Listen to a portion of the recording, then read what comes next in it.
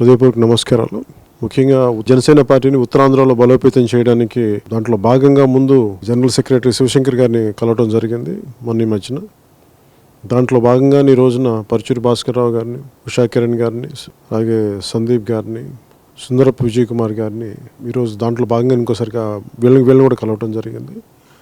ముఖ్యంగా రాబోతున్న ఈ 10వ తారీఖున జరగబోతున్న మున్సిపల్ ఎన్నికలకు సంబంధించి వస్తే బాగుంటుంది అనుకున్నప్పుడు నా సంసిద్ధత తెలియజేశాను. అది ఏ రోజున వైజాగ్లో ఉంటానో దీనికి మున్సిపల్ ఎన్నికల కోసం అయితే రేపు తెలియజేస్తాను.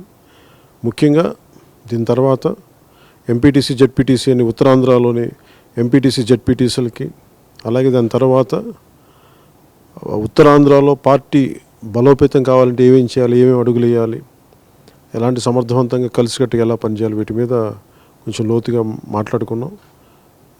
దీన్ని దృష్టి పెట్టి ఎన్నికల తర్వాత మరింత బలోపేతం అవడానికి ముందడుగు వేయబోతున్నాం.